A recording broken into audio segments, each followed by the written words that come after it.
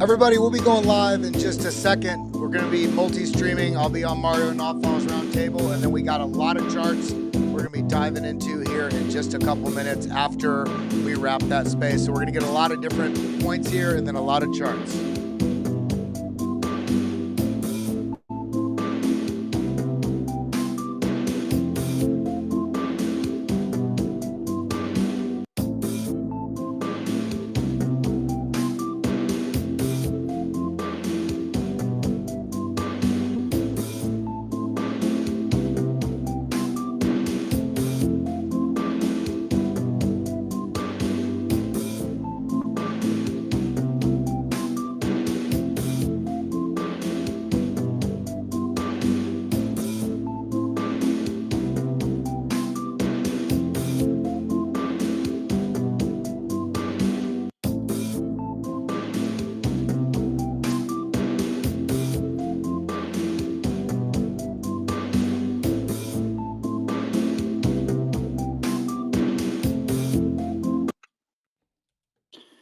Good morning, everybody. I'm sure that everybody's in a great mood today. We've hit $2,000 Ethereum, which still sounds cheap, by the way. I'm going to add that in here. But also 100K Bitcoin. As soon as we hit 100K on spot markets, we're now sitting at 100K $500 Bitcoin. So it's a big day. The announcements early this week have been, I would call it accelerating.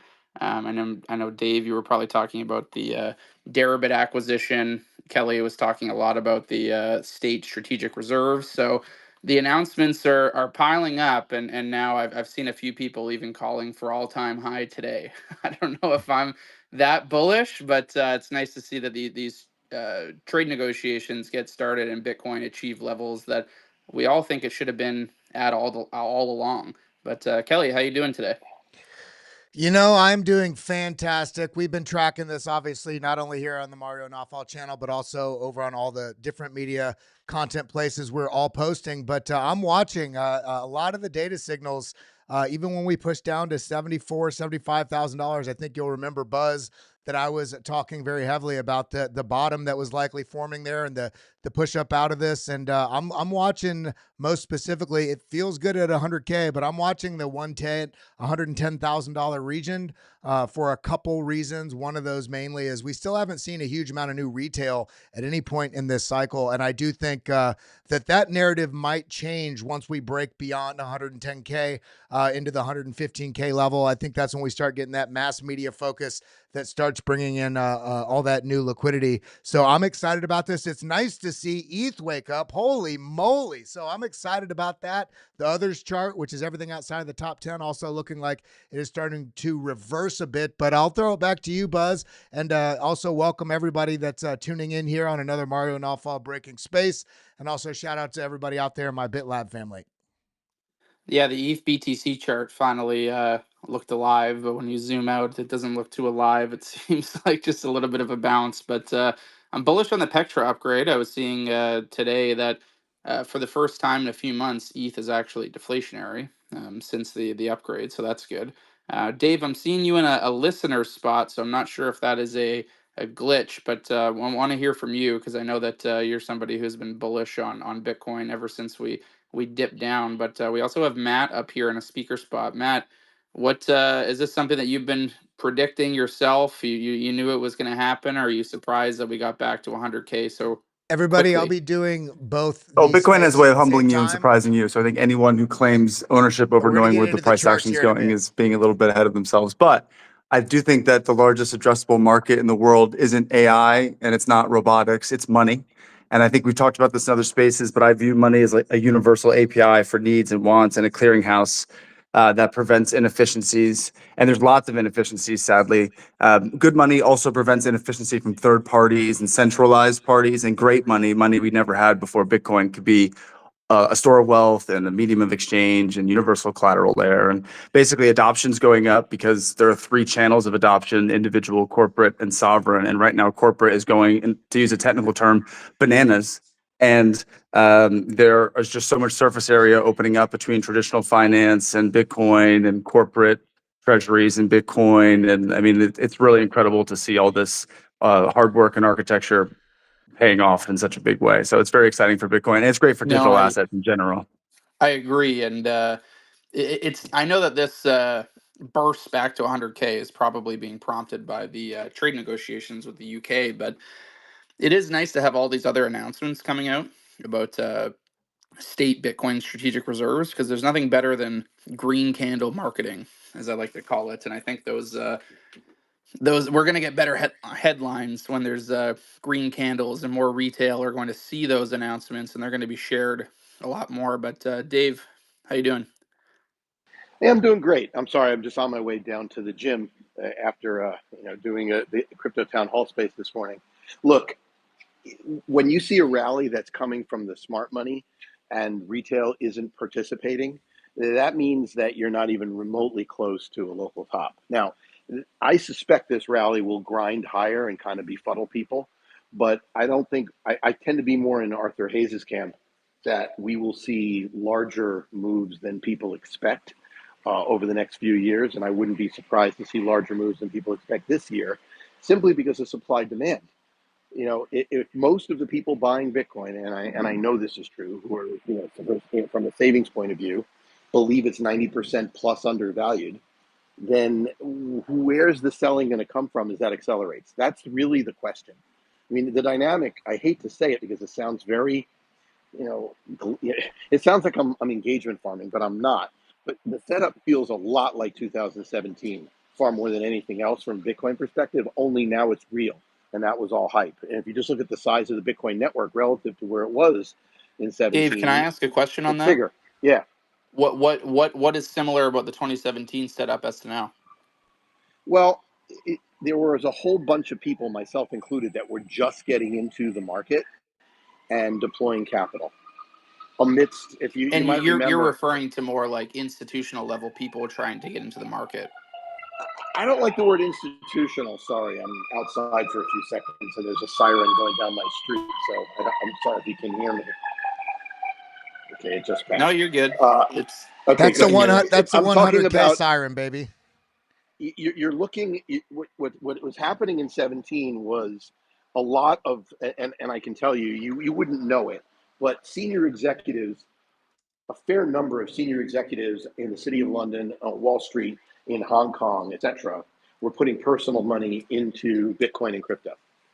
That's something that isn't well known, but it's true. It's like people, but this is a lot of money, and it helped drive the prices. And then when retail got in, it got crazy, and that's the difference. So you see prices rising long before you see the crazy blow off tops, and that's just generally the way markets work. I'm not saying we're going to get a crazy blow off top. I'm not saying Josh Mann's 444 is going to happen. I'm saying that it's actually possible. It's probably more probable than the Knicks coming back 2 days in a row from 20-point deficits in the second half against the world champions. But hey, that did happen. So who knows what'll happen? We have Jesse up here as well. Jesse, I want to get your take. I know you've been a part of many different spaces with us since Bitcoin was dipping way down. Pretty nice to see it back at these levels, huh? Hey guys, yeah, I just saw the room and so popped in. Thanks so much for bringing me up. But yeah, you guys know I'm a long-term thinker, and but that doesn't mean that these days don't feel great, right? That's what I love about it. It's just these days are the validation days, and then it's like when you're in the bear market and I'm still cheering and I'm still happy, everyone's like, yeah, yeah, and then you have these days and you're like, it just feels good. So it's nice to have a green day. Everything feels a little happier on those days, and seeing the 100 mark, just I think, look, there's all kinds of unit bias and people don't understand economics, and there's all these like sort of psychological price barriers, and the 100K century mark is absolutely one of those. I think it's a major milestone, just like 1,000. I mean, if you look at the charts, same thing happened at 1,000. Same things happened at 10,000. These orders of magnitude numbers in fiat terms, in dollar terms, really matter to the average person. So I think it's really cool. I think it's also a reminder that nobody can time the market with Bitcoin, because Bitcoin is a whole different beast. And so I always caution people who are trying to predict the timelines on these things. And I respect all the data chart gurus, but you know, this thing could blow up to 150K in 24 hours, or it could take another 2 years. You know, we just don't know. But days like this feel good. You know, One it's thing that is surprising me about that psychological level of 100K that you were talking about is I am surprised that we didn't see as much resistance at the 99 or 99.5 level. It was only there for about a couple hours, it seemed, before we broke above 100K, and I'm loving that we're staying above it.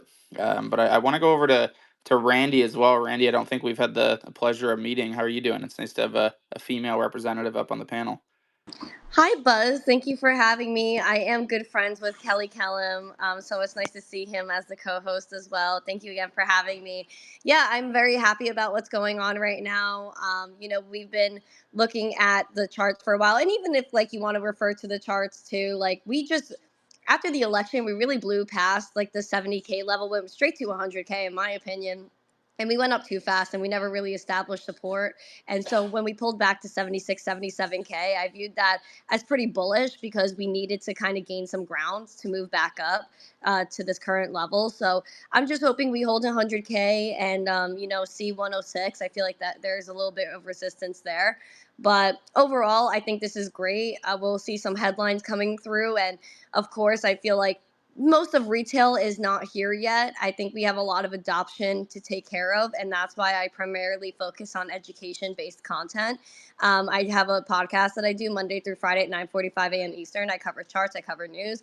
I also have educational videos, which I posted one yesterday. And so I'm very bullish on the future. I think education is key, and I hope that everybody continues to focus on educating the masses. If you look at the stats, over 90% of the world has yet to enter Bitcoin and crypto, and we're at $100,000 right now. You could imagine the price or the level of adoption and advancement in this industry when we have 10%, 20%. We can't even imagine what the space is going to look like at 50%. So what we're doing right now is creating the foundational framework for other people to take this technology and carry it to levels we'll never be able to imagine. So thank you for having me. Always great to see you, Randy. And shout out to everybody. If you're not following Randy Hipper, she does have great content. She's also even tapped on the shoulder very regularly to go on Fox with Charles Payne delivering. And she's out there teaching at schools and getting people in the know. So I do appreciate that. Another person I want to shout out is Mark Moss, who's not on this particular space, but he's been doing a number of, just great content so regularly. And he pointed out yesterday that the CFO of Kraken also outlined that they're expecting, a potential 11,000 new institutions to get in. Now, is that good? Is that bad? Is this supposed to be for the people? I think at the end of the day, Bitcoin's cat is out of the bag. Every institution, every government, and every individual will be clamoring to get this at some point. The question is going to be at what point is each individual or institution going to get in? But when we think about the buying pressure that will represent in a market, in remembering the supply and demand dynamics are really what affect price. I couldn't be more excited about this, but I see we got Dave Weisberger, also friend of the channel. Always great content that you're bringing here. What I see you got your hand raised. What's your thoughts? Really? I thought I put my hand down. Look, I think that Randy nailed it, like completely nailed it. It's all about adoption. It's all about critical mass. And, you and I had this conversation months ago, Kelly, where I think we both kind of were talking to people who were technically saying how we needed to be short, et cetera, et cetera. And we're saying, yeah, but look at the adoption metrics. And is there anybody who thinks that Bitcoin at this point is at risk of failing completely? And if the answer is no, and what is the likelihood of Bitcoin becoming the store of value that those who are investing in it believe it's going to be? And we all think it's probably over 50%. So whenever you get a bet that you can make that you get a 10x or more half the time, you're going to make it. And that is the conversation that's happening at every single pool of wealth with managers around basically everywhere in the world, but certainly in the United States, because once Trump said it was a strategic asset, now we have states going into it. It's a train. And it's a train that doesn't seem like it's going to stop anytime soon. And shorting that train, yeah, you can make money trading it, God knows. And you on BitLab do a great job of pointing out when you might want to do that in order to accumulate more. But the average human being that's not a professional trader should just be DCAing in, saving in Bitcoin, and they'll be happy in a few years. So, Dave, I'd love to ask you on that bit of a follow up, because obviously we're very Bitcoin focused. Some people and other people are still straddling the line with S&P 500 and other investments, and also the realization that Bitcoin is part of that global finance, landscape. We've seen Bitcoin perform, considerably well in that pretty large downtrend we saw in the S&P 500, and S&P 500 is still down quite large, but it's made a pretty good rally. How are you looking at that in relationship to Bitcoin moving forward? Are you starting to see Bitcoin edge into that other asset, that uncorrelated asset, or is that still going to be fairly tied together as this battle sort of forays on and Bitcoin still finds its leg on the global stage? Well, Bitcoin's definitely getting less and less correlated over time. It's not quite gold, where gold is obviously uncorrelated. I mean, today gold's down, right? So it's pretty straightforward. Look, I am much less sanguine about the S&P in the back half, and particularly Nasdaq in the back half of this year, as things go. I think that someone said it really well on the space earlier this morning, that if the Fed doesn't cut in July, there's going to be some money getting taken off the table. We could have kind of an ugly summer. I suspect that there's a high likelihood of that event. I mean, the market is almost 100% they're going to cut. I don't see why they would, unless there's a major change, particularly in a weird way. If there's more and more trade deals and the market stays stable here, they're not cutting. And so, people who are buying in stocks at the end of the day are tethered to earnings. And if earnings are crimped because of supply chain issues caused by what's going on with the tariffs, that's going to hurt earnings. And earnings are priced to perfection right now. So, but Bitcoin doesn't care about any of that. Bitcoin cares about deficits exploding, money supply and liquidity being put in to ease the economy, and all of that seems priced in. So it should be uncorrelated. It tends to trade as a risk asset more than it doesn't, but it's only 50% correlated anyway. So yeah, I think that 50% will probably drop over the next 2 years down into the 20 or 30% range where it used to be, and that wouldn't surprise me at all. Dave, I have seen some people comparing this price action to 2021, wherein I think it was April 2021 where we hit 63K. That was the They're all-time high at the morons. time. Buzz, they're morons. You knew exactly where I was going with this, right? Because I They're was morons. loving what you were saying about the momentum that we have now that makes this different. No, it's not about the momentum that makes it different. In April of 21, if you wanted to buy Bitcoin on leverage, you were paying 50 to 100. That's 100% fees per annum. The funding rates were so high; they were more than an order of magnitude higher than they are today, almost 2 orders of magnitude higher than they are today. That rally was 100% led by derivative speculation. There were 5 times the volume of derivatives, and it was leading the price. This rally is led by spot, and derivatives are barely participating. Now, that's not to say that if we get to 200,000 or 300,000, that we won't look back and say, okay, wait a minute, at 200,000 or 300,000, people will, if the price does get to those levels, people will push it still further using leverage, at which point it'll be exactly the same. But not at 100,000. Sorry, it's just. And I think it's also important to note, just so that I don't seem like the bear in the room, that I do believe that November 21 pump was more so to do with the money printer going off and Bitcoin just being repriced in correlation with the US dollar versus it pumping and breaking any sort of 4-year cycle there. Well, there was 2 major things. Yeah, the money, the global liquidity started ticking down, which was, of course, one thing, especially towards that second major top. But we also saw that sort of hiccup, which seems to be more like FUD shaping in the market, the Chinese miner ban, and you realize that really ended up being a nothing burger, a lot of shaping. But I couldn't be more bullish where we're at right now. The structures that we've seen building this stair step pattern to the upside. I think we're going to have periods, and I agree with Dave Weisberger here, that it does look a lot like 2017 in some of the cases, except in this case, people wonder, are we going to have, what do you call it, diminishing returns? And I'm also of the opinion that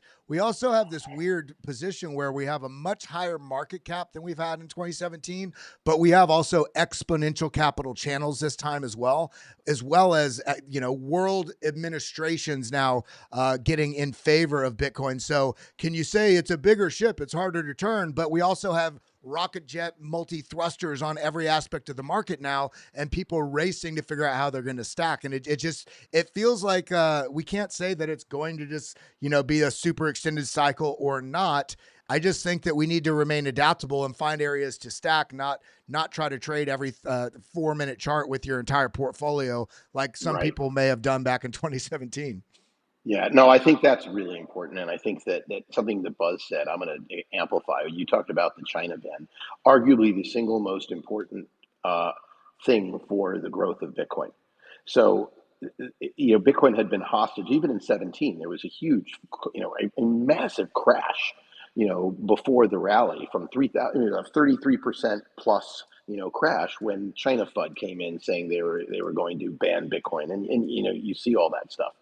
And then, of course, we saw the rally at the end of the year that kind of completely blew through it. The China ban on mining was huge because it effectively freed all the mining pools globally to come to places like Texas and also, around the world. I mean, as diverse as Bhutan and Kazakhstan, et cetera. But it was a big deal. But the other thing that's really important, and I always harp on this, is that the mining complex, the number of exahashes in the network is 6 times what it was in the April 21 high. Now, I'm not saying that it should be completely correlated, but 6 times is a very big number, Buzz. And so if you want to know what FOMO looks like a Bitcoin price that gets that far ahead of mining. And right now it's the opposite. Miners today, and believe me, I own a few of them, have not even come close to performing as well as Bitcoin. Why? Because there's way more competition. And that way more competition is there for a reason. It's a combination of geopolitical positioning as well as really bullish construction. Well, on that note, I do see we got Matt's hands up. I want to throw it over to you, and then I want to get Jacob Canfield here in the mix as well. So, Matt, what's your thought? Yeah, great conversation so far about the broader markets and about what's driving the digital assets up. But I think it's important to remember that a lot of what we're seeing is just fiat and other things really going down. They created more money in the last 5 years than we have in the last 50, and that's a problem. And the reality is it's impossible to create that much money without doing at least 2 things: making big monetary premiums and making savings and purchasing power worth less. So I think Bitcoin ultimately is the winner because of ultimately scarce and other things. But as that reality gets priced in the market, and I know this hasn't performed well, this statement historically, but I think this time is different. Because Bitcoin is a mature asset that's been tested through multiple cycles and multiple regulator inquiries, and it's now validated as a national strategic asset, and now states are buying Bitcoin, and obviously we know sovereign banks are mining it, and they're also using power generation facilities to generate, anyway, it's a validated presence. And I think that the growing adoption and all of these opening surface areas for equities to channel their monetary premium into Bitcoin, and for other TradFi connectors to bring the bond energy and the real estate energy and the gold energy into Bitcoin. I just think that the reason Bitcoin is the fastest growing asset is because people are waking up to the fact that Bitcoin is the ultimate wealth battery.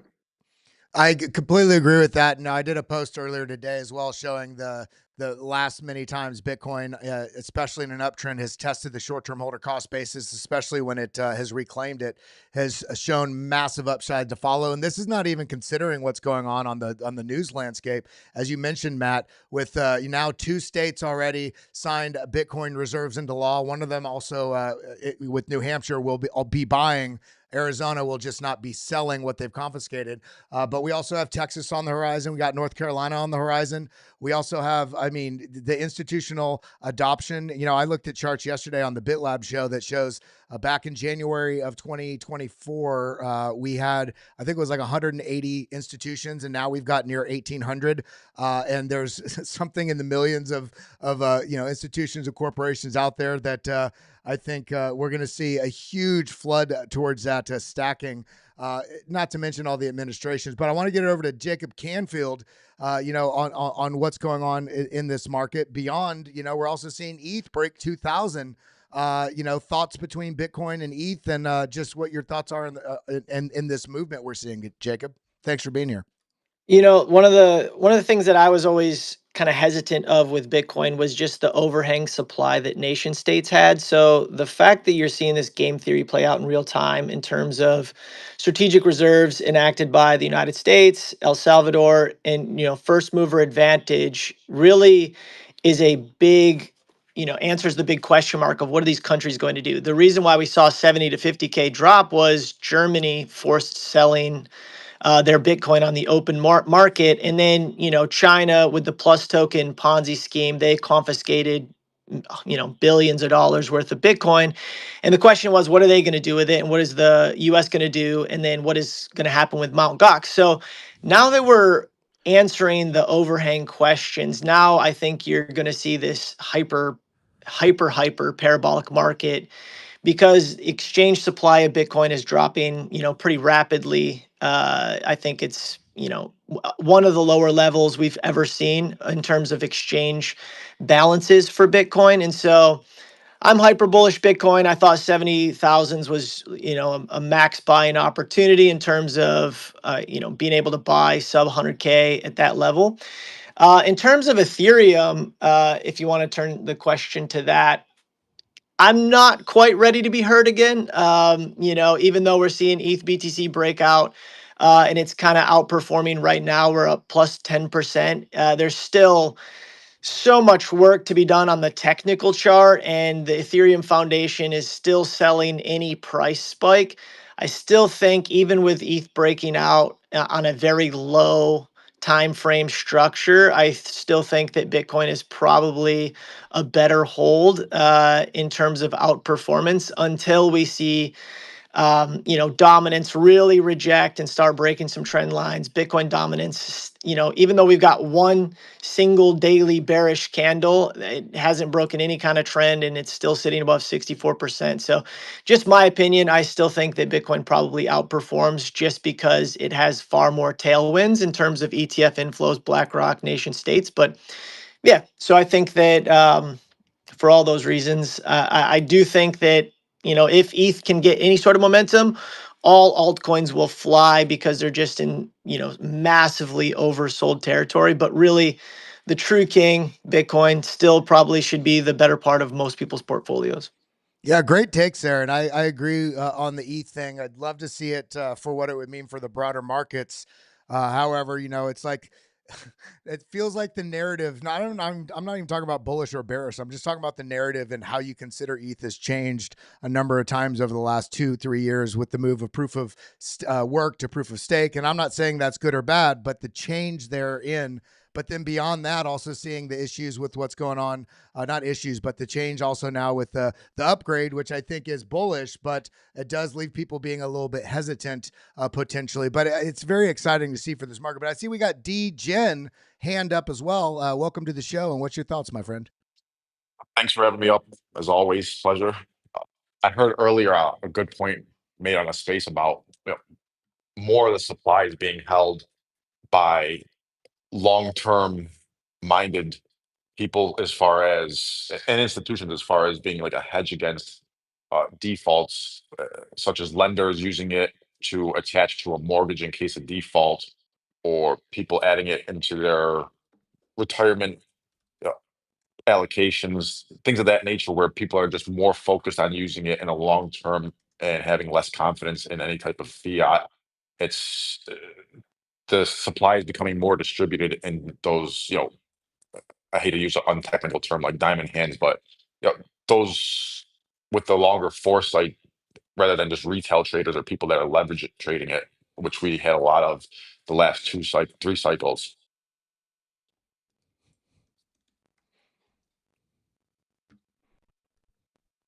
Yeah, I definitely agree with that. Sorry about that. I'm switching between screens while I'm looking at charts and navigating around the room. I do want to shout out everybody that is in the room listening. Thank you for being here. Make sure you share this out to your friends, get active in the live comments, and follow everybody that's up here on stage. We got Jesse, also, you got your hand up to follow up, and then Matt.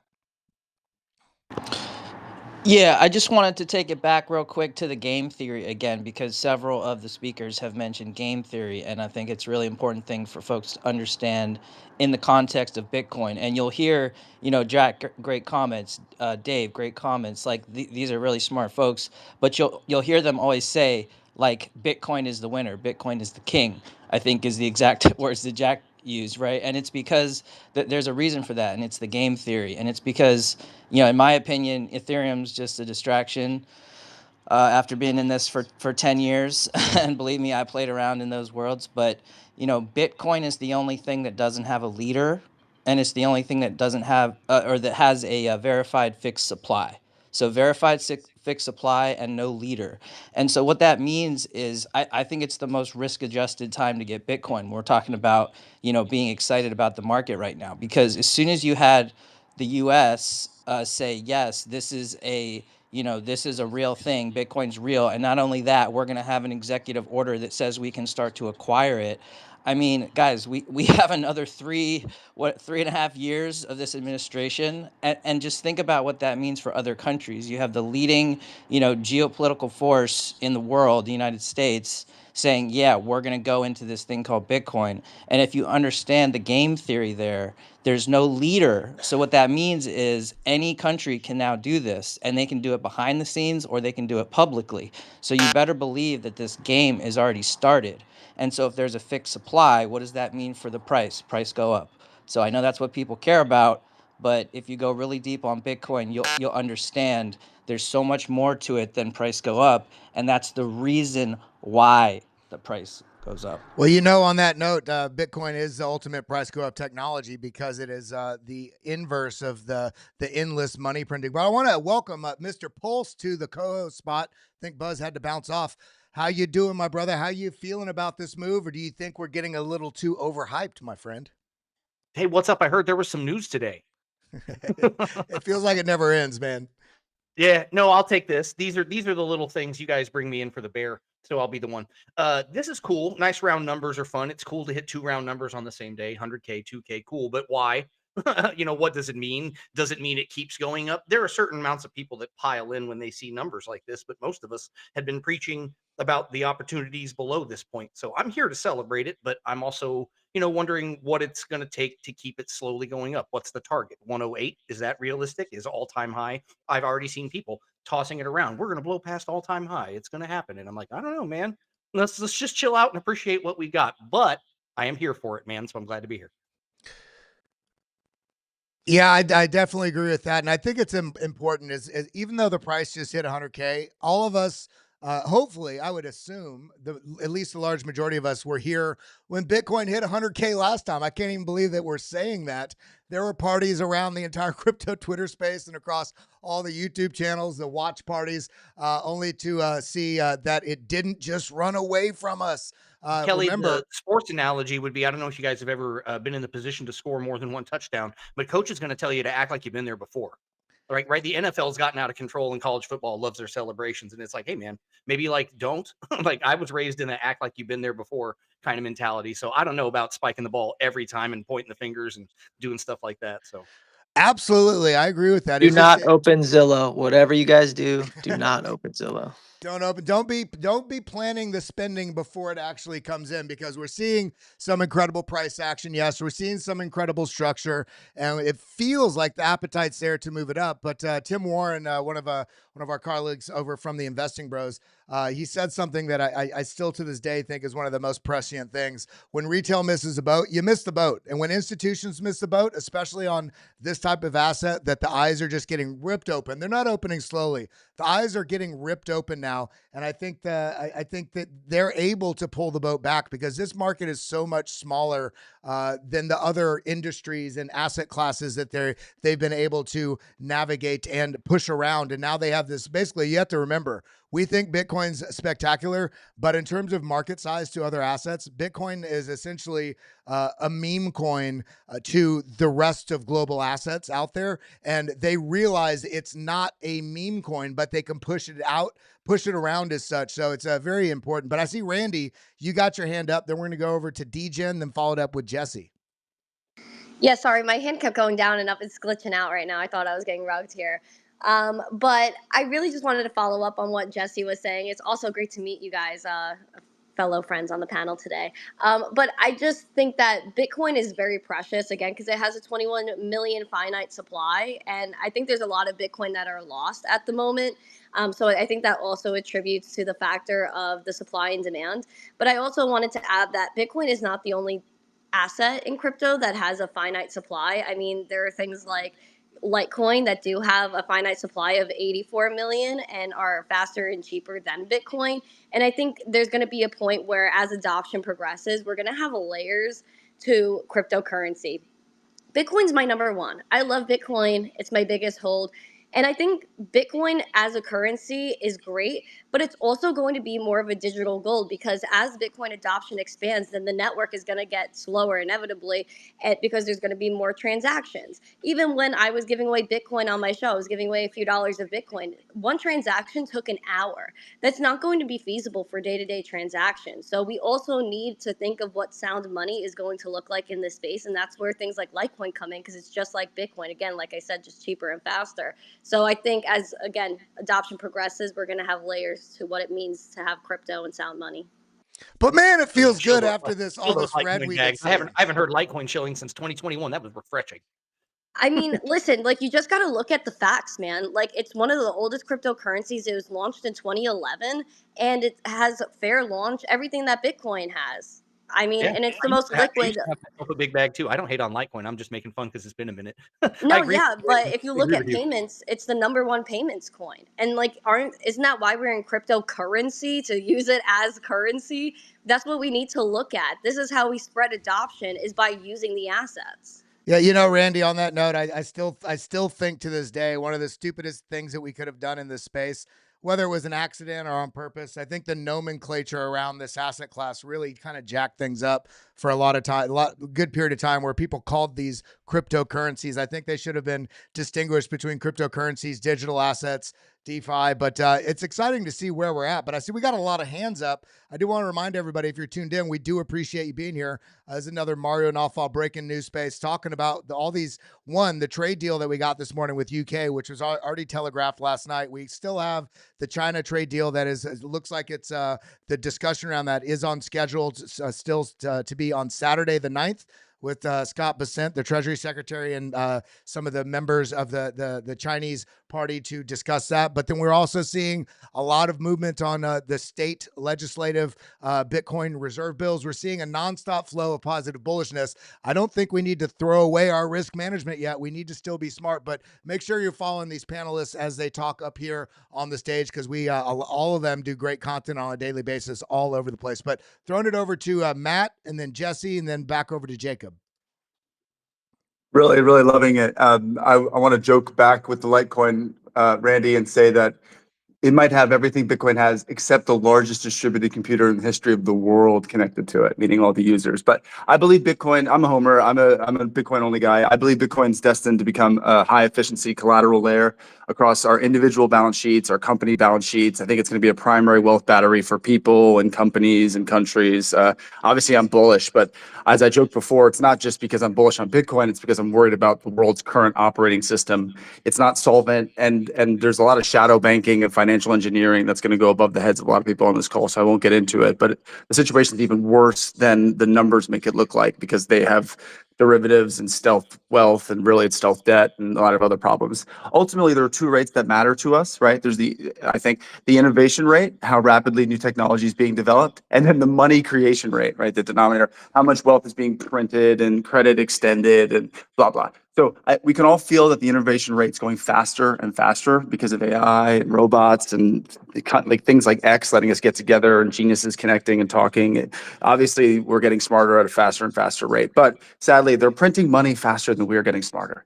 And this is inflating prices. It's reducing purchasing power. And under the fiat standard, unfortunately, they're printing away our wealth before we're able to collect it, pool it, and use it to create more value for ourselves. So I'll end here by saying I think that Bitcoin's structure provides an algorithmically stabilized monetary base. So when you operate on a Bitcoin standard, your wealth isn't being stealth taxed by central bank printing. And it's the largest addressable market in the world, money is. And I think the most valuable device that means is the wealth battery. And that's what Bitcoin is.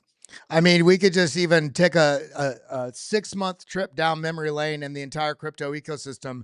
And honestly, everybody here should just put your hand on your heart and find some gratitude.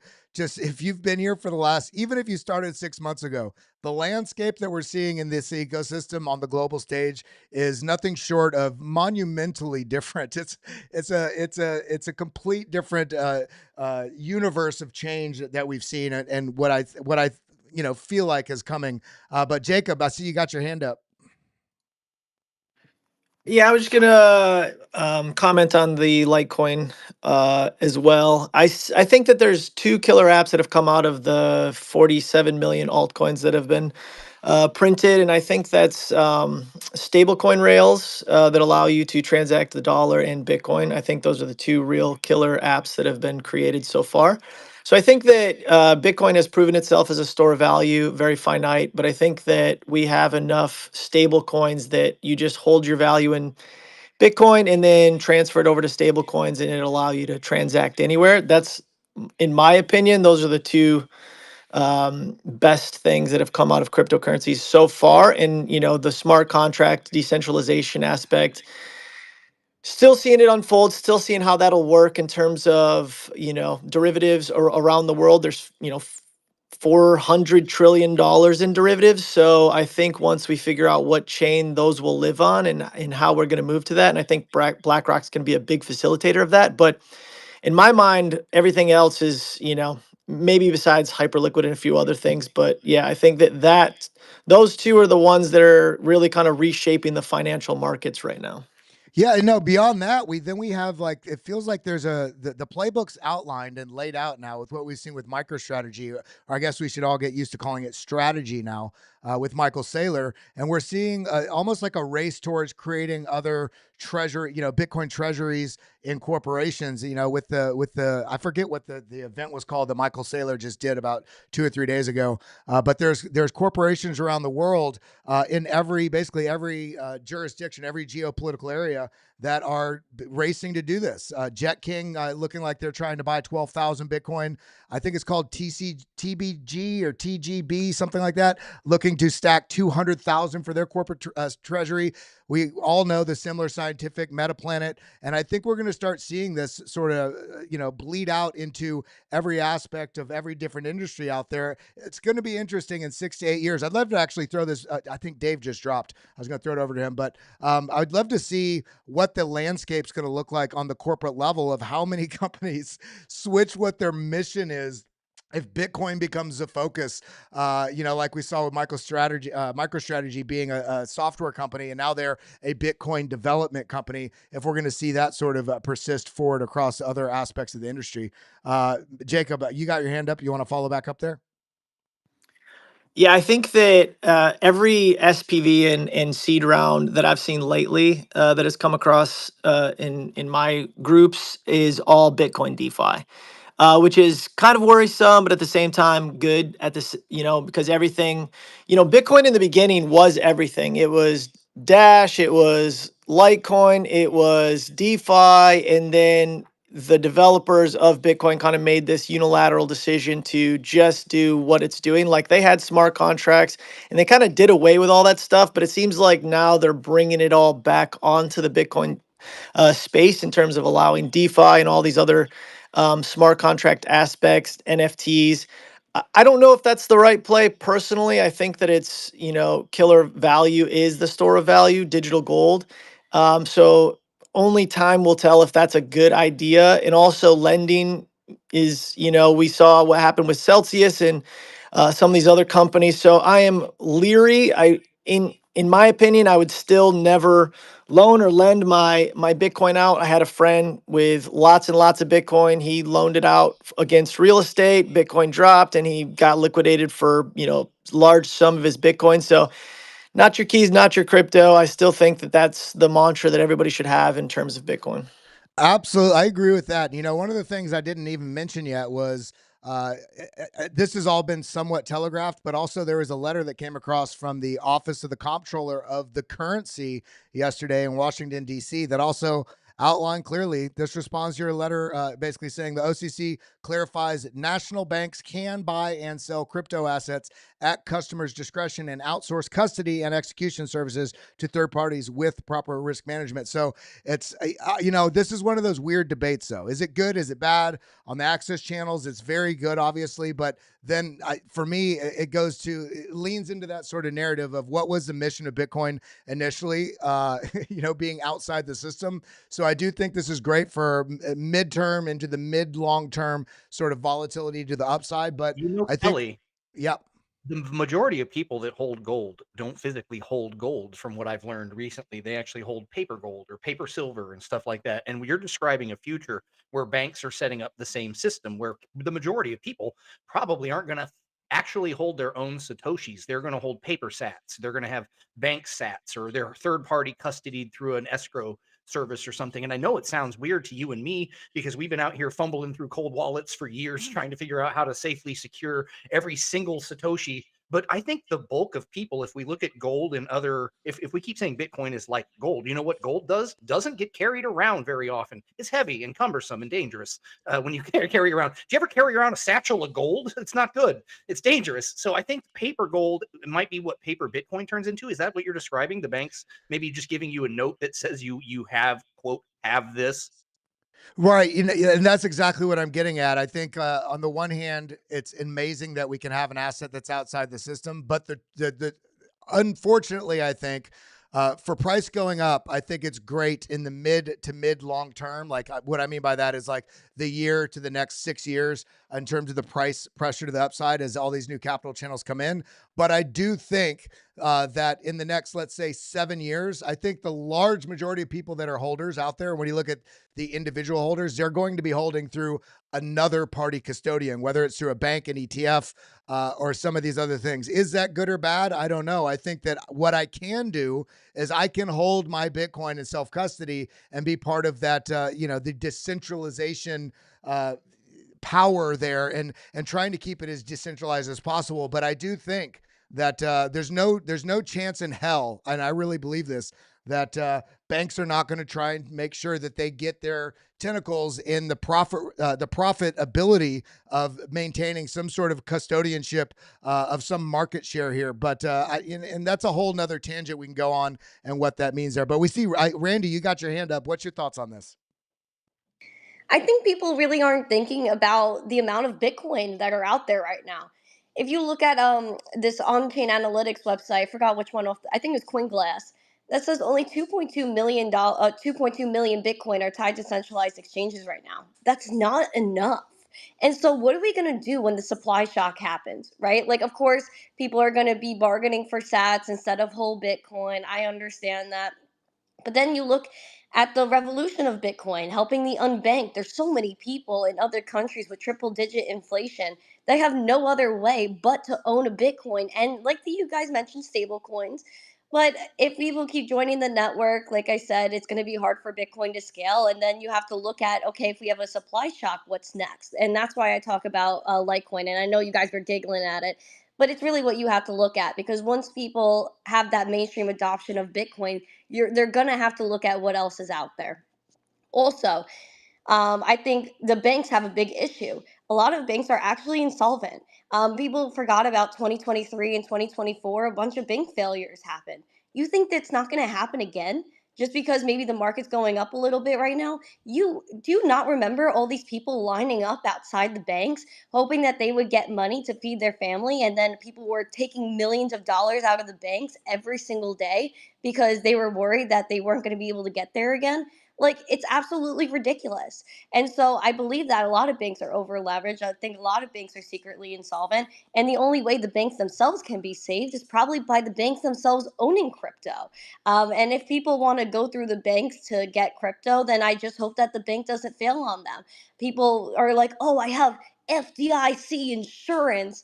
But we remember Janet Yellen saying that, there had to be unanimous votes by certain people for FDIC to cover you. So, and how much does it really cover? So, this is a big problem. And I think people need to dive deeper into the banks and their sustainability and their longevity before they start relying on them to hold anything. On that note, everybody's wondering about this trade deal that's potentially about to happen, or the discussion, at least, with China. And I saw some data yesterday that apparently there's been a kind of behind the scenes a huge number of bank failures that have been happening in China as well. So the economic pressure that some of these tariffs and the lack of exports that's happening there is definitely putting pressure on that system. But that goes to the point. Like, we have to remember, in the Western world, we're not the only players in the world. This is a global asset. And anytime there's a market anywhere, an economy anywhere that's having trouble, and you're seeing bank failures, there's this thing outside that system, and it's going to be interesting to see how that plays in across these various territories as awareness grows around this. But I see, Matt, you got your hand up as well. Well, I wanted to scaffold off of Brandy's great point there, and I think Jesse was first, but I'll just jump in. Why not? We do have like serious problems in the financial sector, and the banks are collection points, and there are a lot of intersection points, frankly, for problems, but they're not where a lot of them are. Meaning, for real estate, we have undeclared debt bombs in the CRE sector. We've got 30% occupied office buildings and city cores. We've got a transition away from city core working and even living. And yes, developers are trying to redevelop those into cool lofts and things like that. But the reality is, if there's no work in the city, then why be in the city? And by the way, I'm saying that from West Village here. So obviously, your mileage may vary, but it's happening in the data. And this contagion, though, from the CRE sector does point back to the banking sector, actually, specifically more of the regional banks, which is kind of a problem in and of itself, because it could set off a chain reaction when those banks start to unwind, where, yeah, maybe Jamie Dimon sharpens his teeth and does quite well and gobbles them up with the implicit backing of the United States government, aka us. But this could lead to a kick-on problem. And earlier I teased, shadow banking and financial engineering, but there are layers and layers of derivatives and rehypothecation. I mean, even though the quote unquote wealth of the world, if you look at my friend Jesse's chart, not the one on stage, although I like him too, but there's another guy called Jesse who produces a chart that looks at all the asset values as little dots. And you can kind of see Bitcoin as a little dot in the upper left corner, and real estate's like $330 billion. And so this is all before we layer in the derivatives and the rehypothecation, right? Basically, fiat has quadrillions of falsely offsetting derivative liabilities. There's paper gold, there's paper everything. And unfortunately, these paper versions of things make it go up faster when it's going up, but it also makes things go very screwy when things go down. And it also creates a delivery crisis, which can really get into Looney Tunesville. And if you look at gold I'll end here. If you look at gold for the last 6-7 months, it's been telling you that there's the canary's super dead, and there's broader signs that China's printing. I mean, clearly there's something brewing in the broader financial markets, and Bitcoin is going to go up because financial insecurity is going up, and because they can't unprint all the money that they did print. Yeah, well, that was great. Print all the money. I'm taking that one away, Matt. Thank you. Yeah, great. And there was also Go ahead, Matt. Randy. Which bank was it that almost failed because it was tied to New York real estate, and New York real estate was plummeting because the city has gone awry, for a lack of better words? Do you remember the name of? I'm not sure what bank it is, but that's a very pleasant way to put the situation, right? Yeah, I'm not. Yeah, that's why I left, man. I couldn't do it anymore. I said, "See ya." The interesting thing about that, Randy, is if you look at the commercial mortgage-backed securities, it is at an unprecedented level right now, where it's like up at the levels, in the middle and post 2008, the real estate crisis that we had.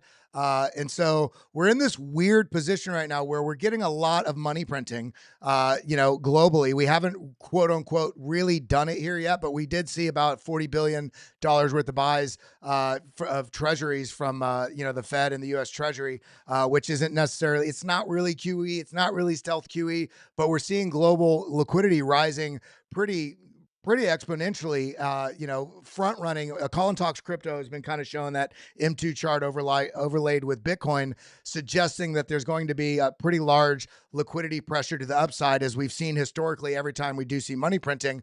But what's scary is that we're in this position right now, similar to what we saw in 2008, which was essentially what was the real kickoff and the genesis of Bitcoin. And now we're in a position that is like orders of magnitude larger in terms of issue, but they have all these sort of subversive back end deal ways that they're kind of trying to cover it up. But the economy's good, but it looks like everything could crash, and it feels like we're walking on a tightrope here. Jesse, you had your hand up there as well. Yeah, I just wanted to add into the conversation here. What we're talking about, great conversation, by the way, is we're talking about the custody risk, essentially. And the initial promise of Bitcoin is individual sovereignty. And for all these folks that are listening to this space, all that means is that you hold your own Bitcoin, your keys, your Bitcoin. That's why people say not your keys, not your Bitcoin. And all we're talking about is as soon as you work with another party, as soon as you try to get Bitcoin exposure through something else, through Sailor's stocks, or through a Bitcoin lender that's going to promise you yield, or through some new crypto bank that's going to issue you Bitcoin IOUs, as soon as you do any of those things, you don't have the Bitcoin anymore. And I think it was Kelly's point, this is an inevitability of what the governments are going to do. This is what governments do. They try to hold on to a currency, and then they try to lend that out, to make money off of that currency, to debase that currency, to control that currency. And so they know that Bitcoin, this is why I say Bitcoin is the most risk-adjusted, most mitigated situation right now, because the governments have already shown their cards. They've already announced publicly. Trump announced publicly. Once that happened, the game was on. The game theory is on. And I really encourage people to study fixed supply and economics and what that means, because combined with Bitcoin's fixed supply and government adoption, all it means is that the game is on, the train is moving, it's never going to stop, it's risk mitigated, we're at the beginning, this thing is going to go to the moon. And I'm not just saying that to try to excite everybody and sound like some pitchman. It's actual math. It's actually rooted in math. So the more you study, get your 10,000 hours in, and you'll realize the situation that Matt's talking about, where this money printer is the core problem. And if you look at the money graph, it's going down. And if you start to think in terms of Bitcoin and understand it the way the governments understand it, and realize that anyone can get Bitcoin, that's why it's about self-sovereignty. We have to hold our own Bitcoin in our own wallets in cold storage. So I'll end there, but really great discussion. No, great takes there as well. And we got Dave Weisberger back in the room, and of course our brother here in the Mario family, Mr. Crypto. Dave, what's your thoughts? And then follow that up with Welcome back, guys. I mean, it's funny. I listen to Jesse, and I understand. Part of me wants to agree, and maybe the tech will allow it at some point. But I think that, and I certainly agree in terms of the value part of the equation. But divorcing the value from the operational part of the equation is dangerous. So, self-sovereignty is a funny concept, right? I want to believe it. I want to agree with it. I hate the fact that the government wants to surveil every transactions that I do, that cash is being pushed away. But at a certain point, we have to understand what really needs to happen is the value side. And the value side, as long as the majority of the population is terrified to have their own wallet and worried that they could lose it, and they hear stories about how as much as 10% of Bitcoin supply is sitting in landfills, it's just not going to get mass adoption unless there are intermediaries that you can trust. And it's just going to be that way. It's just for the same reason that you could have cash in a mattress or you could put it in a bank. And there is a massively larger risk of holding dollars in a money center bank that's fractional reserve banking than there is in holding Bitcoin in a custodial vault that is legally you're entitled to that Bitcoin. There is a major difference, right? Because of bankruptcy law, whatever. But I just really hate that how so many Bitcoiners tie the self-sovereignty aspect to the value aspect. And not because I don't agree with it, but because just functionally, you're not going to get 2 billion people to be willing to risk losing their Bitcoin unless they're computer literate. It's just a problem. Now, but the other thing is there's also some misnomers. Because you keep Bitcoin at Coinbase or Kraken or Bitstamp or Gemini or any other place like that, or with Anchorage or BitGo or places like that, it does not mean the government has a right to it any more or any less than they would. They have a right to what you hold in a private wallet. Yes, it's harder for them to sweat it out of you, get the keys from you, but never forget that in the 30s, when they came after gold, they broke into people's safe deposit boxes. They broke into people's homes, and if it was found that you had gold, you did get prosecuted. Now, do I think that will happen again? No, I don't. I think that was a unique circumstance that the government stole an incredible amount of money from the population. But don't make the belief that if you're a U.S. citizen with its rapacious tax jurisdiction, that if they think you're tax avoidance, if they see your lifestyle and they find that you're spending Bitcoin and they get people to turn on you, that it makes you fully self-sovereign. It's an illusion. And, in the modern society, unless you leave the United States, you stay out of the United States, you're you go to Bitcoin Island or whatever, your self-sovereignty is somewhat illusional. And I just think that's important to understand. But from a value point of view, Jesse and I are 100% simpatico. I And everything you definitely, said about the money printing is right. yeah, no, I definitely agree with you there. I think the nice thing is there's different opportunities and how if you want a self custody or if you want the other access. I know my mom will never in her lifetime buy Bitcoin, but I do have her exposed to MicroStrategy and she is interested in ETFs. So I do think there's different, And to be honest, Kelly, I have my own wallets and I'm diversified, but there's no way at my age I would have my own wallet if I didn't know that my wife could go to my son to explain how to get it, right? Because think about the catch-22. Think about it. So she said, well, why don't you put all your seed phrases and all the instructions for where all your Bitcoin is on a piece of paper that I can have? Now think about what that does for you. yeah, no, I mean, exactly. just start thinking about the security implications of instead of keeping Dave, things in separate places. It's really a hard problem if you think about it. It will get solved, but it has not been solved yet.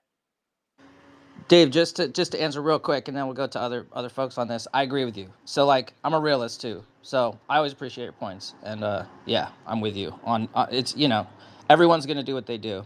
I'm obviously on the extreme end. No, you're not extreme. If I were 30 years younger, I'd probably be more like where you're coming from. Yeah, and I'm not saying that. I mean, I'm not like I'm that old or anything, but just But you it, know it what? is. It's one of those things you have to start thinking about, right? It brings up a great point, and also like even when we talk about price, why would anybody sell? There's different players in this market. Different people have different aspects of why they're holding, but also the fact that if they have a wedding that they need to pay for, or a car or a house, of course you could argue whether they should or not. But every price point has a different incentive for every different player in the market to get involved. But I want to keep moving around the room and get back to some of you guys because I know there's some people on some tight schedules. The MM Crypto, how you doing? Welcome back to the show. 100K Bitcoin. We're back at it. Over 2,000 on Ethereum. Are we getting into an up-only market? Is this going to be a stair-stepping, long consolidation, stair-step to the upside? How you feeling? Welcome back, brother. Hello, my man. I feel amazing. It's very nice to see the prices moving towards the upside. I just met Mario a few days ago at Karate Combat. Now, nice to come in here and see some familiar faces. Kelly, you, Jacob. Amazing to see that. And man, I'm the biggest bull in the universe. And during these days, I get much more nice words, of course, than during the days when Bitcoin was at like 80,000, 85,000, and I was still preaching bullishness, increasing my trades, opening a new short-term trade, increasing my long-term trade after I took half of the profits at 104,000. And yeah, I've been bullish. I'm still bullish, and I continue to be bullish. But I'm not gonna say this is now up only until December. What I do believe, though, is that what we've seen in the last few days, weeks, I mean, the upwards movement actually it started earlier, but at 100,000 it gets the most obvious, right? That's when the retail comes in. We get the news headlines and stuff. So now it becomes obviously more bullish. And I think what we've seen and what we will see in the next few weeks will be the last move of this bull market. That's what I believe. But the last move, we all know. Like, let's say I'm right, and this is the last move. The last move is always the greatest one, right? Let it be just, let's say, just 2 months. I mean, I'm really just guessing, right? But a big Bitcoin move usually lasts for like 1 to 3 months, right? So let's say it's another 2 months or something towards the upside. The last move of every single bull market is the most parabolic. It's the most beautiful, where you can make the most gains and where we are just getting really the last dump money into the market. I'm not saying that in a demeaning way, it's just the term. And I'm really looking forward to it, right? I think it is possible. We are breaking the 109,000, the previous all-time high from January. I think it is possible. We are going towards 130,000 US dollar at least. That has been my price target, my at least price target in a conservative scenario. And yeah, I think we can see values like this or higher. And if that happens, just imagine what happens to Solana, what happens to Sui, what happens to other US based altcoins. What happens if suddenly now, in the next few days or weeks, some news are breaking, probably somewhere towards the all time high, that the reserve is happening, right? Or some other bullish news. Usually, we get some very, very nice bullish news somewhere towards the top of the market. And I think something like this is going to happen probably. So I'm very bullish. Ethereum usually it's man, I have hold like 10,000, 10, not 10,000, 10% of my portfolio in Ethereum. And usually I would say, like last cycle, I would have still said, okay, if we are at 0.02, so Bitcoin is 50x higher than Ethereum, that is usually a good buying point, right? But if you look at the ETH Bitcoin chart, it looks horrible, man. We have since Ethereum hit that really nice high in 2017, we've seen lower highs every cycle, and we have not seen lower lows, but there is not a clear support. But at least we have not broken, with this recent downwards movement, the previous low of 0.016 Ethereum to Bitcoin. So if anyone is a big believer, of course, now is a way better point to buy than a couple of weeks or months ago. But I'm just going to hold the Ethereum I'm having. And if it goes up, amazing. If it doesn't go up, if it goes down against Bitcoin, I'm fine with that also.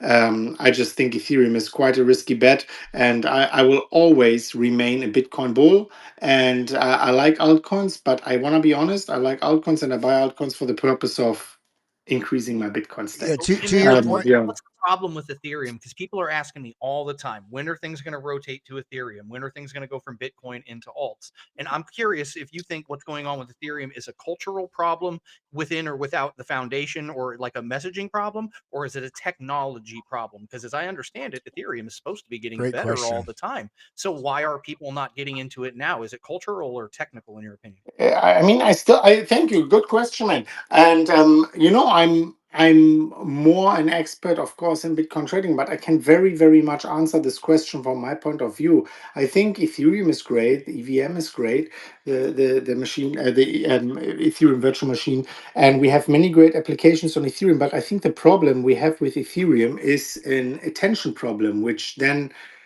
goes over into an energy problem. Attention is energy, and a project which gets a lot of attention, it actually, this attention converts over into monetary energy. The attention is attention from the crowd, which buys the token, increases the demand, and that's how the price increases.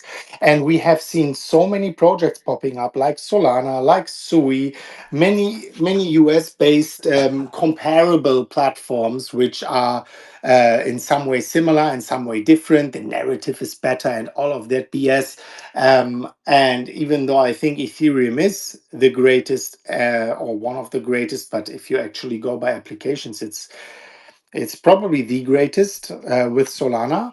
But if you get so much competition in the market, all the attention gets actually diluted. And that is a problem which all of the altcoins are facing. If you are looking at the growth of projects in the market, it exceeds the growth of new people coming into the market by a multiple fold. I remember 2017 when we had a few thousand projects, altcoins in the market. We are talking about millions of freaking projects right now. I can go out and make 10 projects. Of course, most of them are just at zero, but we have millions of projects, right? Millions of altcoins. It's insane. So it is very, very difficult for the big boys to actually fight against this big supply inflation of projects coming into the market, naturally diluting more and more the attention we need for a project to increase in price, right? So that is why altcoins are having a very difficult time, and I have been seeing that coming. I was talking about that specific problem because it already showed itself in 2021, and that's why I decided to stay at 80% Bitcoin and Bitcoin only in the last 5 years. And I'm not changing anything about that. It doesn't mean altcoins are shit, especially not the few good ones, which there are actually, but it means altcoins have a very, very difficult time. And deciding for focusing on altcoins mostly is actually deciding on not only trying to find the needle in the haystack, plus being lucky, and plus swimming against the current. And that's why I believe the smartest thing is usually from a risk return perspective to focus mostly on Bitcoin. And then from a gambling perspective, with a small portion of your portfolio, you can go into altcoins. Everybody, I'm going to be getting to TA here in just a moment. We're going to be wrapping this breaking news spaces I'm doing on Mario's channel. But when you hear me say goodbye to them, know that we're staying live I here. don't know what other people think, but yeah, definitely happy that you asked that question so I can actually share my thoughts on it. Dude, I appreciate MM, are you? so Oh, much. Go ahead, sorry. Randy. No, go ahead, Randy. I just wanted to tell him thank you because those were some great points. Are Thanks. you based in Dubai, MM? Yeah, I live in Dubai. So, do you think that they'll follow the U.S. because you know the government there obviously better than I do? Do you think that they're going to have a strategic Bitcoin reserve? Well, on this, it would be speculative to say, but what I can say and what I have been observing, I'm living here for 6 years, 2019, is that the UAE government is extremely friendly towards innovation. They are extremely crypto friendly.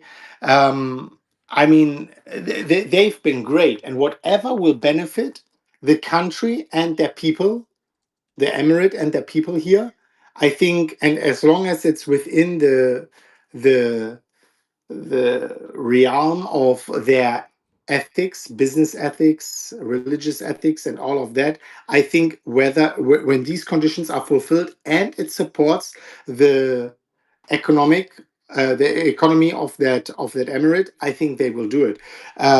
Whether they are going to do a reserve or not, I don't know. They actually, Dubai reinvested a lot of their previous oil money into infrastructure, into hotels, the Palm artificial islands, and all of that. So it's not that you can expect that they have trillions on site to put it in. That would be maybe Abu Dhabi rather. But UAE has been supporting crypto like crazy, right? They are very friendly. They've been attracting a lot of companies. Every single exchange I know, which is on the top, has an office here. You can buy real estate in crypto and all of that. It's absolutely beautiful. I just don't put too much hopes into maybe them establishing a reserve.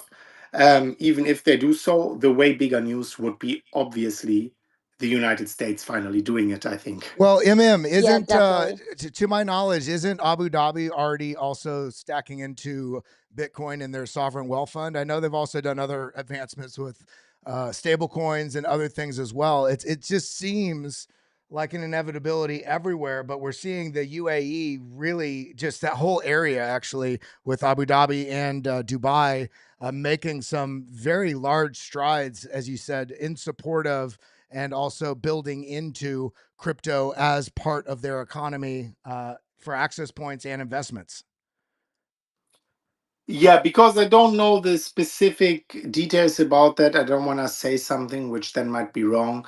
But it's not just UAE. It's not just Dubai or Qatar potentially. I saw some rumors about that.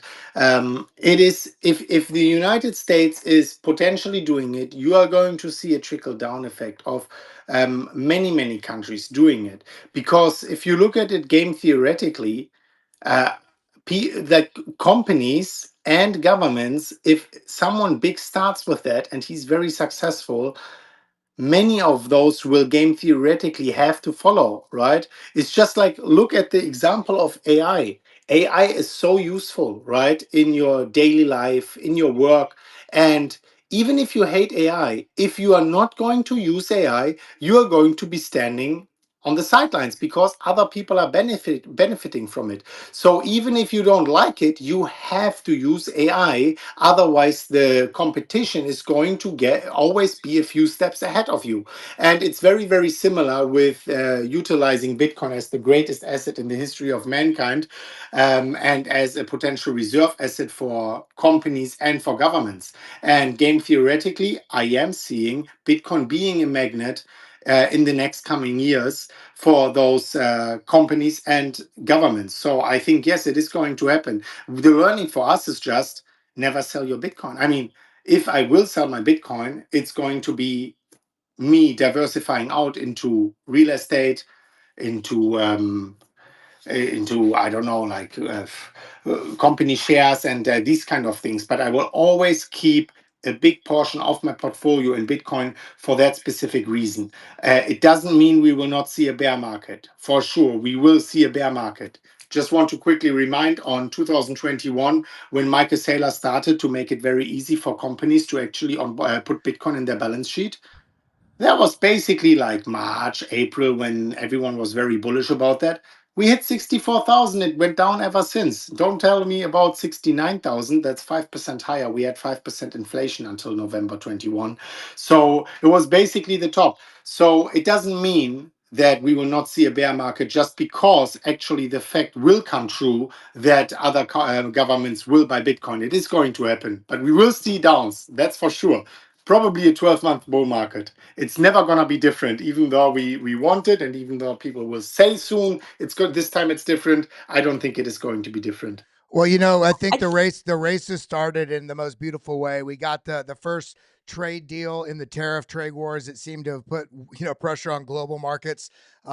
We have the China one coming up on Saturday, so it'll be interesting to see if these start falling like dominoes or if they get stretched out. Then beyond that, we have 2 states that just signed Bitcoin reserve laws into legislation. We have the Bitcoin Act bill still on the agenda sometime in the near future, maybe even as soon as August. We'll have to see how that goes. Because that could obviously have some impact on the markets if that gets thrown out or doesn't pass or something like that, because nothing's guaranteed, right? But we are seeing the landscape change in ways that we could not have predicted a year ago. I know, you've been in these markets for 3.5. The news today with the UK trade deal, also with what we're seeing potentially on this meeting on Saturday with Scott Bessent and the Chinese party discussing their trade deals.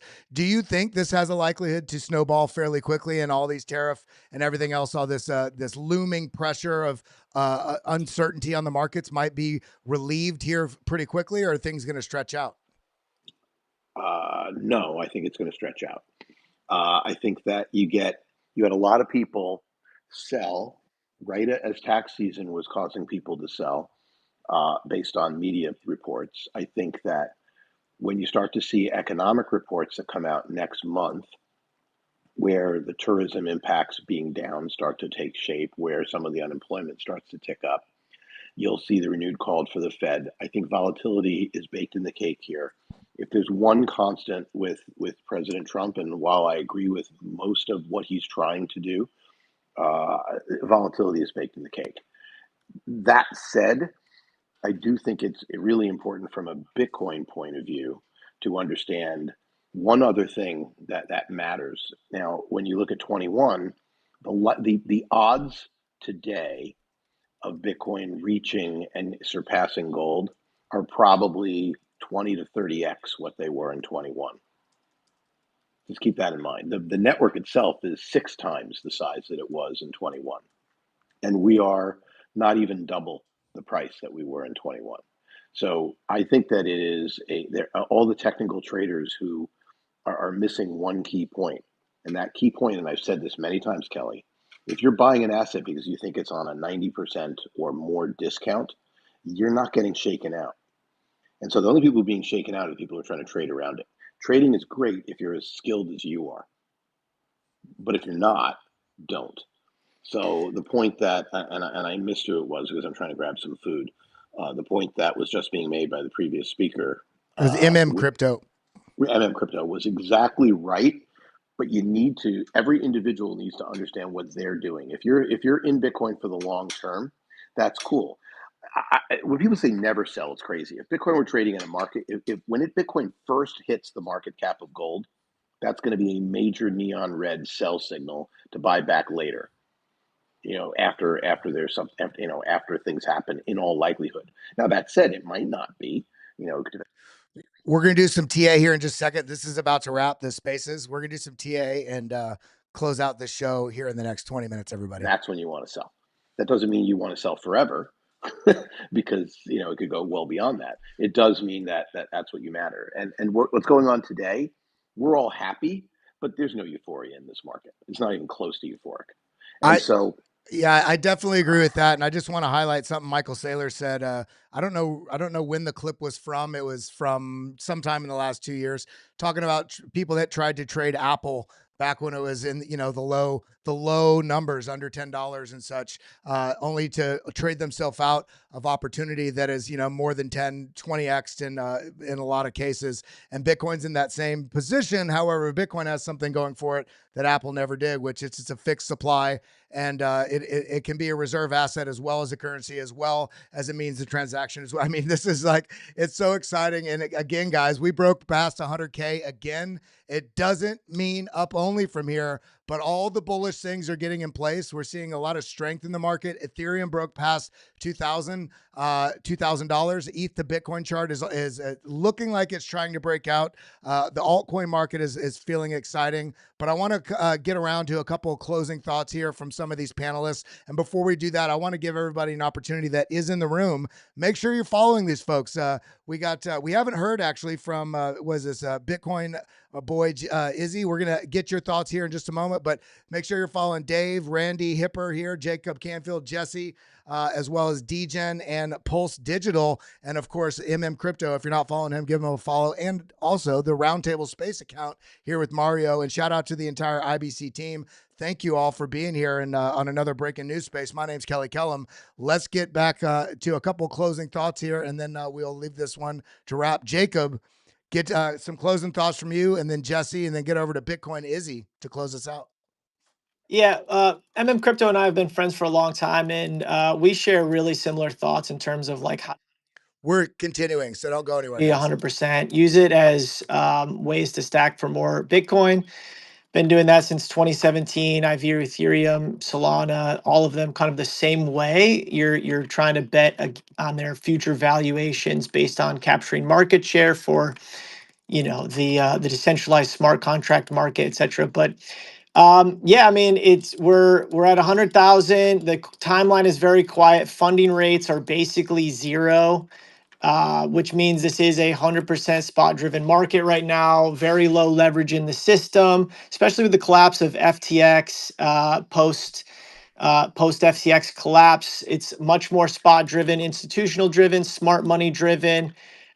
So again, I just think that it's a very different market, and there's not a lot of overhang, like I was saying before, in terms of countries selling off, because game theory is kind of in the fifth, sixth inning in terms of, who's buying Bitcoin, and are they going to sell into the market anymore? And I don't see China doing that. I don't see the United States doing that, obviously with a strategic bill. So the question is, where's the selling going to come from at this point? Maybe quantum, cracking, whatever, but there's some contingencies in the developer space for quantum resistant Bitcoin. And so, yeah, so I think that Bitcoin's still king, but anytime we get a spike in that Ethereum BTC and you can get in early on a narrative, that's the most important thing, is when you can capture narrative early.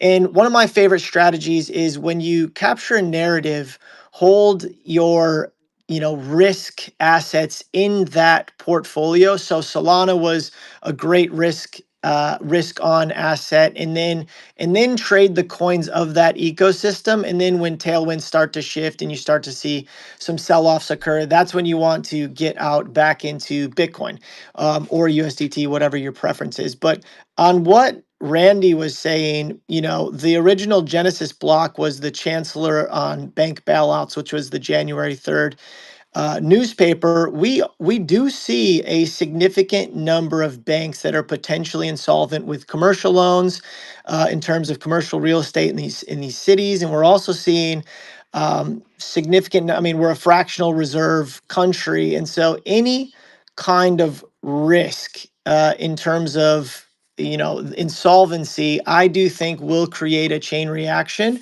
And I think whoever said it was spot on. If banks start buying Bitcoin in terms of putting it on their balance sheet, I think that's probably one of the best plays.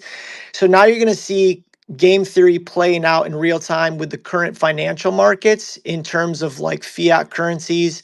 And so I do think that we are in a significant shift. I don't know if 130,000 is the top for Bitcoin, like Crypto said. I've got a little bit higher in terms of the golden ratio.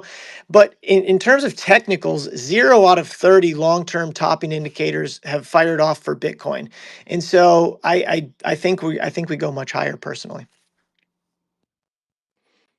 Those are good points, man. Appreciate you weighing in with that. We're going to check one more place. Kelly, I don't remember who you said you were going to give the mic to next, but there was one gentleman we hadn't heard from yet who Bitcoin boy, Izzy. What's up, man? Hi, Iz. You got to be ready on the. You got to have the guns ready, baby.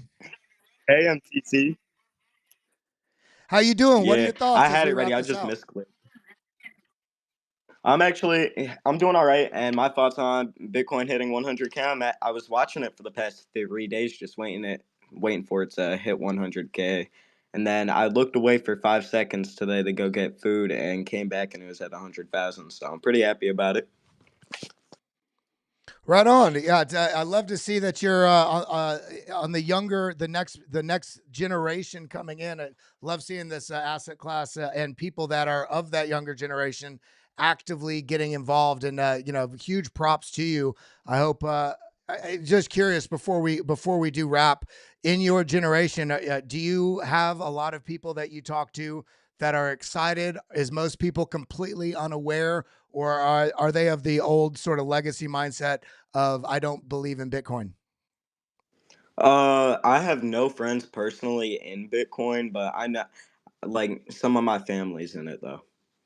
Right on. Well, we appreciate you coming up here and joining us on stage. And also, Randy, we did not get it to you. How about you give us our closing thoughts here? And then I think Pulse is going to take us out with some thoughts from IBC. Yeah, of course. I just want to give some love to Izzy too. He's 15 now. I've known him since he was 12. He's been tweeting for years now. So if everyone wants to go support a younger person in crypto, please give him a follow and support his mission, because we really want the younger generation.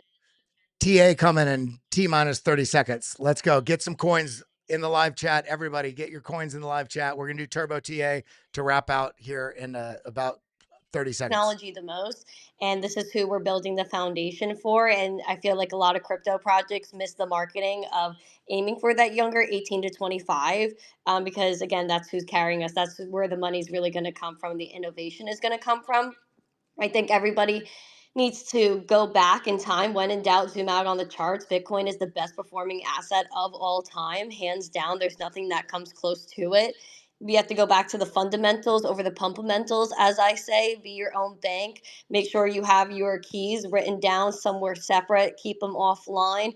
Make sure that you are being a self-sovereign individual. Go back to the white paper where Satoshi was talking about peer-to-peer transfers with no financial intermediaries to give you a yes or no, censor you or anything of that nature. We're moving past that. And I feel like this is where the mental shift kind of comes in, where people are so used to this of it's a generational wheel that we have to break. And that's what I kind of spoke about on Fox, is that we have to break a generational wheel of relying on centralized entities to not only hold our money but control our value. And people like Jerome Powell, people that run these central banks, They're scared. That's why they try to create CBDCs, because they know that if people opt out of their system, then they lose power over us. And that's what it's all about.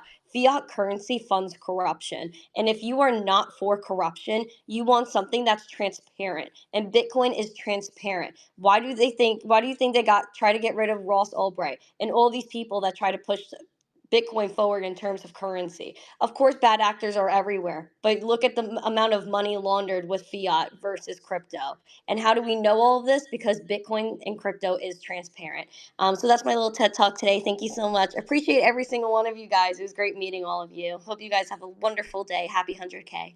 It's good to be nice to the young people. It's also nice to shout out the old folks like Dave in crypto who are out here trying to figure out how to pass on their seed phrase when they pass on from this realm. I appreciate you having a spectrum of people. And Dave, I'm only teasing you, but you're the one that said it. I've been able to stop thinking about it. You got me like, Jesus Christ, how old is Dave? He's over there making next life plans, man. So I appreciate you bringing it in. TA in about 10 seconds, guys. 15 seconds. It's funny. Right. It is funny, but you have to worry about it. Look, I'm over. Yep. Depending how long Dave and Pulse talk. I've actually dealt with in the real world someone who did not manage to pass on their crypto. So not to bring it down at the end, but support the young folks and support the old folks out there. There's a spectrum of people using crypto. But if you're using this app right now to be in this space, you should have followed all the speakers by now, because we're getting ready to close it down and it's your last chance. I also read through the comments the whole time. Thank you guys for laughing along with me down there. We had a little Litecoin conversation I enjoyed down in the comments. We got nostalgic. Also, the pin posts up top were changing. This was your last chance to read them. There should be one about IBC's Discord, which if you are not in, is the place that you go to have conversations with guests from the show about topics you heard here. And it's also the place for employment opportunities at IBC. If you are a content creator, writer, filmmaker, somebody who can produce that stuff, or even someone who can source news, you need to be in the Discord and see if there's something you could be doing for IBC and have an opportunity to help us out. The team at IBC is over 200 people deep, and they set me and Kelly and Buzz up to host shows like this. We are very fortunate to be the front face for that, and I never go by without telling them thank you for letting us do it. So get some emojis for them, and finally for Kelly, because he kicked this one off and ran the whole show while I only came in and tagged in halfway through. So Kelly, I appreciate you kicking it off. Bitcoin over 100, ETH over 2. Let's go, bro. I couldn't be more excited. Everybody, we're going to be, this news cycle is going to have more and more breaking news and more content we're going to be bringing to you on a daily basis here on the Mario Nawfal channels, on the Mario Nawfal and Roundtable Space channel. Shout out to the whole IBC team. Everybody, make sure you follow all these speakers. I got to run. I know, Pulse, you got to run. We got to jump into some more content, but we'll see you back here on another breaking news space on Mario Nawfal. Everybody, hit the like on the way out. Share some love. Go do something kind for somebody. That's all we got today, everybody. Thank you, Pulse, for always being such a great co-host, and I will see you all in the next one. Adios. Everybody, let's get into it. Thank you all for hanging around and joining us on that space. I was jumped into a breaking news space. We had to get that out, and I figured it'd be great just to merge it in with what we're doing here on BitLab, so you guys could hear what they were talking about, hear the different viewpoints. We had Crypto, Dave Weisberger, Miss Teen Crypto, Jacob Canfield, so many other people's, Jesse, and a lot of people sharing their thoughts. But let's go in. We're gonna get some Turbo TA, because I do want to get you over also to the blockchain basement here in just a second. So let's look at what we're seeing. I did share this right before we went live.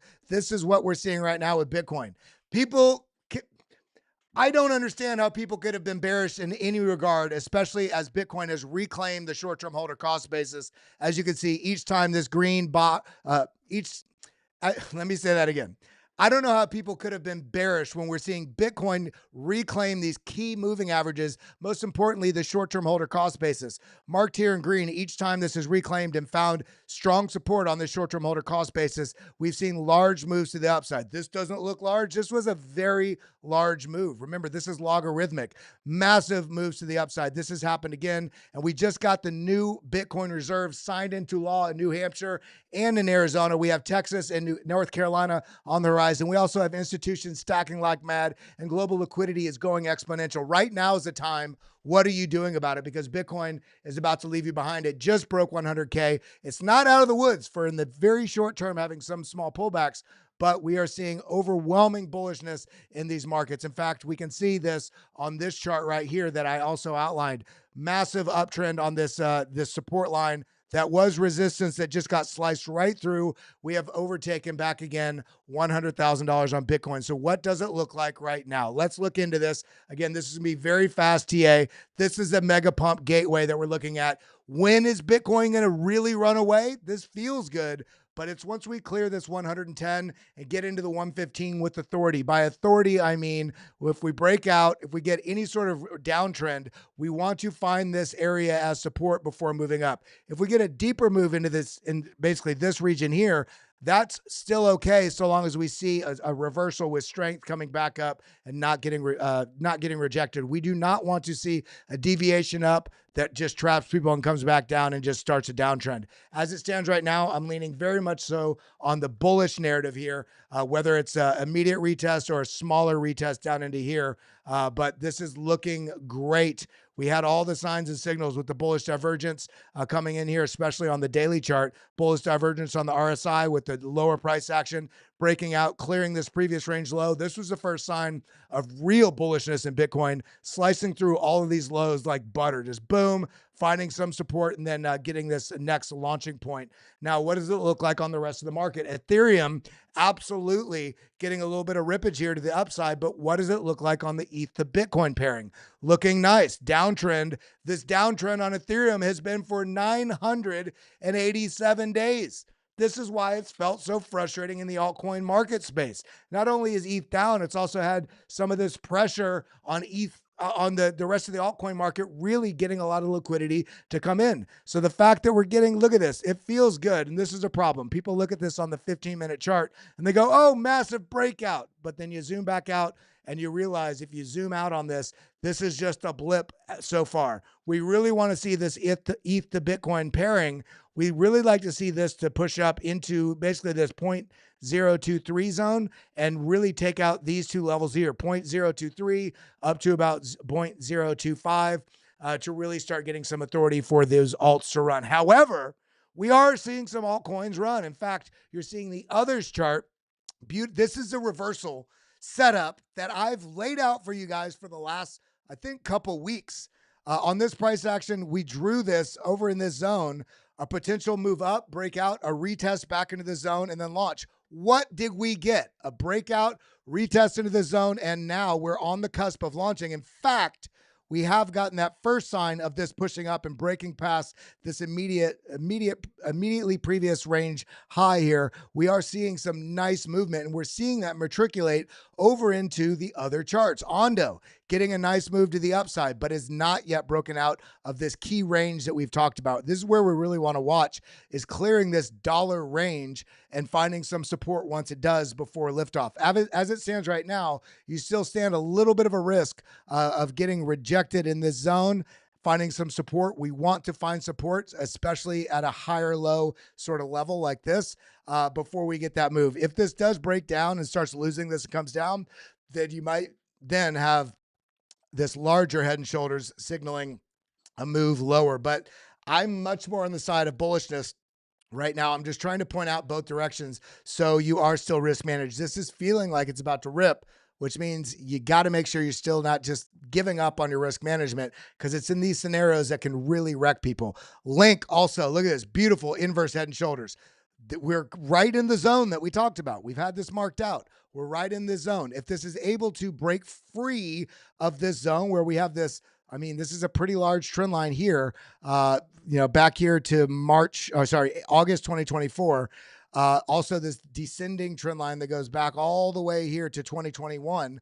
If we're able to clear this zone on Link, I do think we're going to get a pretty major leg up here into the $21 to $23 range to really start the kickoff for real altcoin bullishness that we'll be seeing in Link. Aerodrome also making some swings to the upside, a breakout, retest, launch. Now, same thing. We got a little bit more of a breakout, the fake out here to the downside, and then now contending as we speak with trying to take out this previous range high. On a wick basis, we kind of have, but it's come back down in the interim. I think we are likely in for some chop in through Sunday, as I've been laying out since Sunday and Monday of this week already.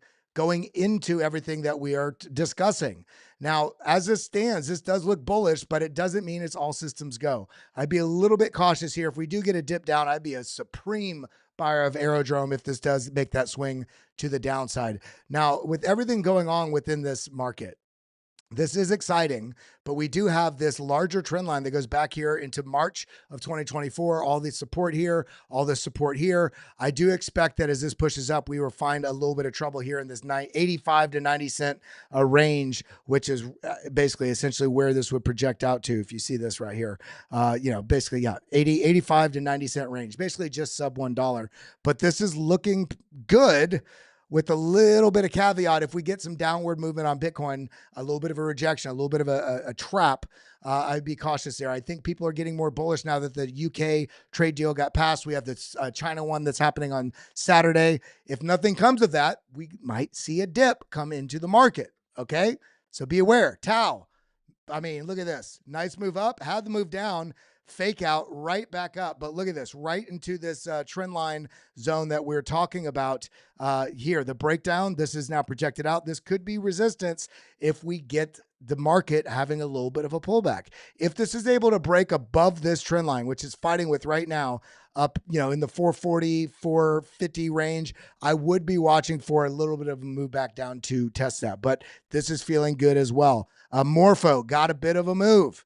Okay, this is also looking inverted head and shoulders. We're seeing these inverted head and shoulders across the majority of altcoins right now. And this is reflected also by seeing this in the others chart, the index of everything that's outside of the top 10, showing that it wants to make the move, but it's not guaranteed yet. If we do get a little bit of a move down, we'll see a little bit of dips on some of these other coins. Render also kind of trapped in a range here. It's not yet making the move like many of the coins that we're seeing, but we do have this massive W pattern, and this is trying to hold above this neckline right here. If this is lost, I do think we could see a pretty big spill. However, that's just on a chart basis. On the bias basis, because there's so much bullishness in the market, if this does take a dip, I would think that it would hold here above $4, maybe 410, 412. The most bullish would be to find support here in the 434 kind of range. But if this is able to take this move out, because look, this is almost like a top level W pattern, which you could also say is forming a triple top. You'd really like to see this take a move to the upside.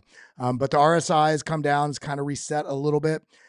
This doesn't look like it's ready for the next move. So I'd be a little bit patient there. Aptos coming right into this descending resistance trend line right in here, which is also by nature, shoulder, head, shoulder. Again, we're seeing it across the board. We're seeing some super bullishness in this market. It's getting very, very exciting. Even AIXBT has made a bit of a move. Where is that? I just saw that. Boom.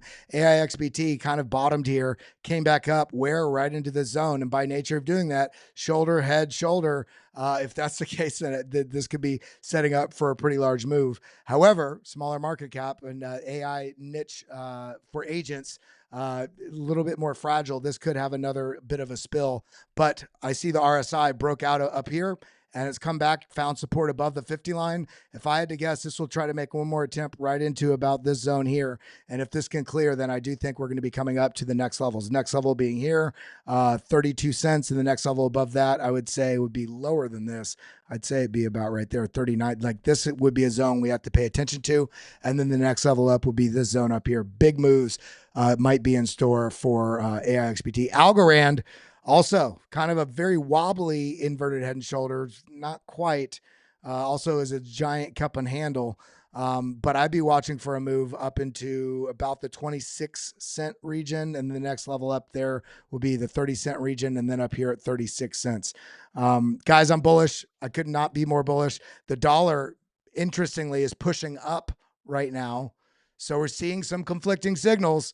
A little bit risk off while the risk assets are pumping, but it might be because crypto also has a new narrative with all the administration behind it. So while the dollar is pushing up, it should mean risk off. The crypto ecosystem, especially Bitcoin, but also altcoins, the crypto ecosystem has an entirely different stage that it's on now, on the world stage, with governments, empowering regulation and looking for ways to integrate blockchain technology. Also Bitcoin reserves. we need to make sure that we remain very focused on data, not just prices, not just a green candle, red candle. Let's look at data and the ingredients for setups, because we are about to see some monumental moves in these markets. So let's make sure we're stacking in a smart way and the right way, because I do think, again, once Bitcoin clears this 110, we're going to start seeing a lot more retail come in, which is new liquidity. And with that being said, I love you guys. I appreciate you guys. We went a little long today, but I'm throwing you over to the blockchain basement now. Show them, say BitLab's late, but we're here with love. Everybody say that in the live chat over there on the blockchain basement live comments as this rotates over there. Shout out to everybody that's on X, that's on YouTube, that's on Rumble. I appreciate each and every one of you. Make sure you hit the like button. Make sure you are following and show some love here. Really appreciate each and every one. If you're watching on YouTube, make sure, let's see, boom. If you're watching on YouTube, make sure you got the subscribe button. You make sure you got your notifications on. Hit that like button. And of course, over here on X, if you're watching on X, make sure you are retweeting this. Hit that like button. Let's see if we're doing a giveaway from yesterday. Let's scroll back. Boom, boom, boom. Let's see, where was that at? This was yesterday. We didn't get to 40. So let's see today. If you guys can get this today's live stream here on X retweeted over right here, then we will we'll do a giveaway tomorrow. But I love you guys. I appreciate you guys heading over to Blockchain Basement now. Adios.